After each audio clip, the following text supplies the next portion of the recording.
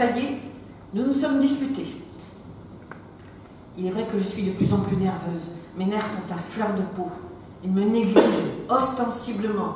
Ce soir, il courtise une pintade qui glousse en anglais. Ses petits nichons posés comme des tasses sur sa poitrine sursautent à chaque éclat de rire. Et ça semble le fasciner, ces deux ridicules petites choses. Et moi, je suis là, à 2 pas, et il me néglige. Il ne m'a pas encore adressé un mot ou un regard depuis le début du repas. Il a fait le joli cœur, et l'autre me toise en douce en gloussant de plus belle. Alors je lui fais un geste brusque, et je renverse un verre de vin rouge sur le corsage de la dame. Oh, je suis désolée. Sorry, I am so sorry. Sorry. Je pouffe intérieurement. La pain-bêche se lève courroucée, finit la soirée pour elle. Il faut lui rentrer se changer. Et aussi incroyable que ça puisse paraître, là, devant tout le monde, Juan déclare que ça m'est assez, que je suis trop fatiguée, qu'il va me renvoyer en Argentine. Je me suis retenue de lui répondre vertement. Et avec quel argent? Puisque c'est mon argent qui te permet ce train de vie. Je me suis mise à pleurer et il m'a appelé un taxi et a tourné les talons.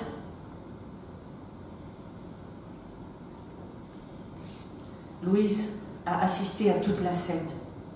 C'est lui qui m'a accompagnée. Louise, je suis malheureuse.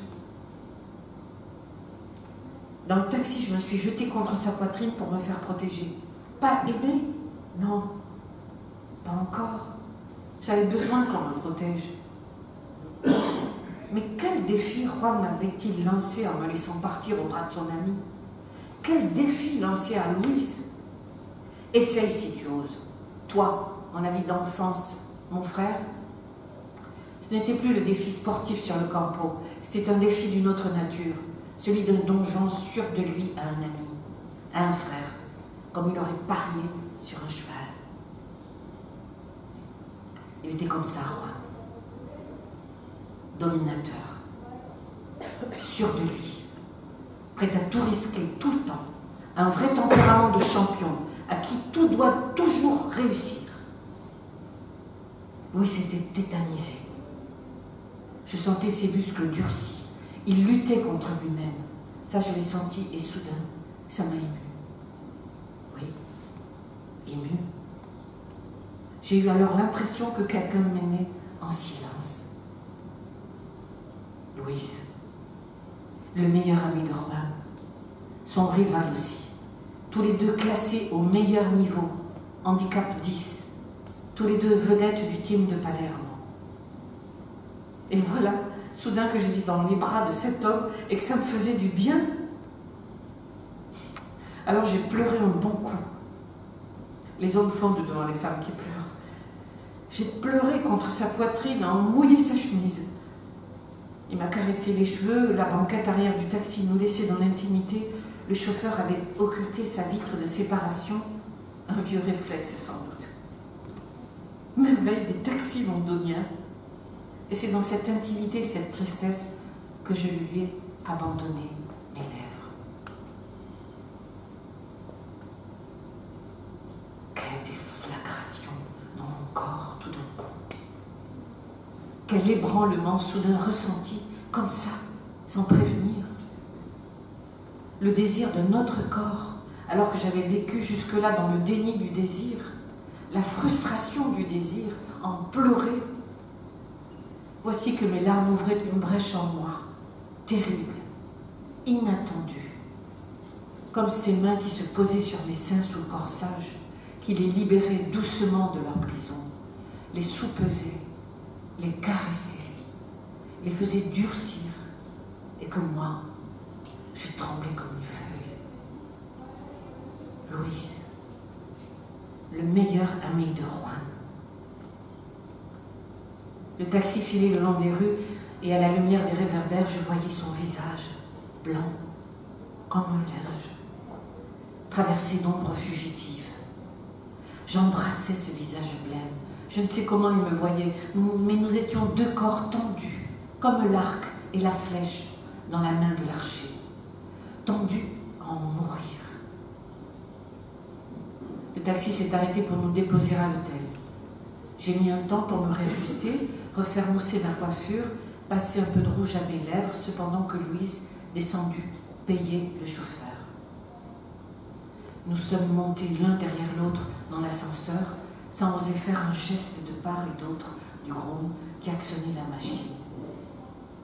Louise était blême comme si le sang avait déserté ses joues, et moi, sans doute, plus rouge de désir et de confusion que le nuage de poudre jeté à la hâte sur mes joues ne dissimulait pas tout à fait. Il m'a accompagnée à la porte de ma chambre. J'ai dit non, alors que je brûlais de désir. Ce non a semblé le libérer. Il n'a pas insisté. 1 heure plus tard, il a gratté à ma porte et j'ai sauté du lit pour lui ouvrir.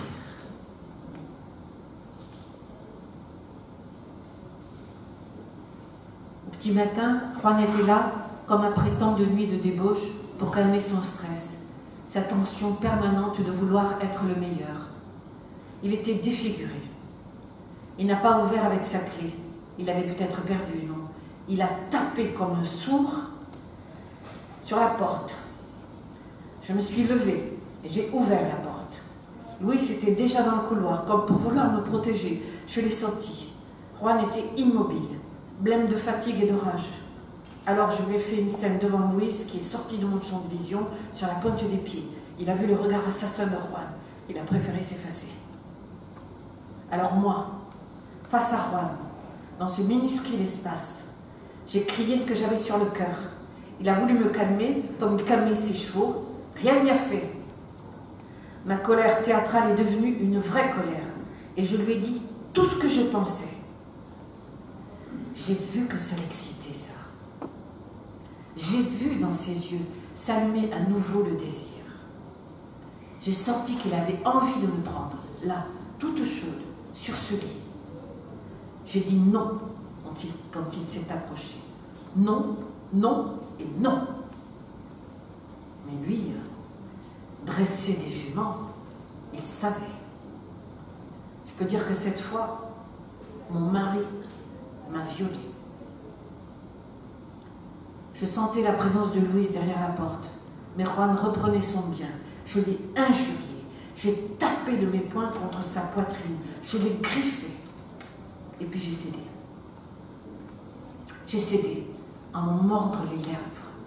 Mon corps était dans la disposition d'amour, j'ai cédé, comme cède une femme qui découvre qu'elle pourrait être aussi bien une putain qui fait des passes.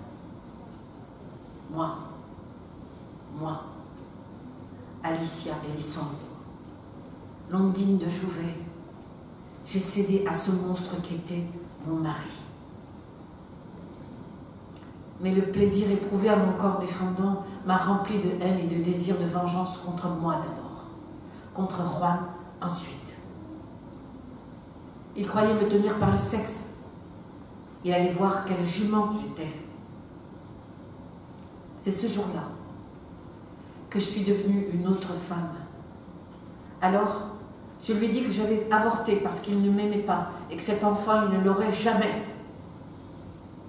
Il s'est effondré. Là, à mes pieds, comme un pantin de chiffon. Louise était dévastée. Il avait sans doute tout deviné. Je voudrais tant que tout ça n'ait pas eu lieu, et en même temps je suis heureuse que ça ait eu lieu, parce que je sais enfin quelle femme je suis. Je suis sortie de cette épreuve non pas affaiblie, humiliée, mais plus forte, plus déterminée.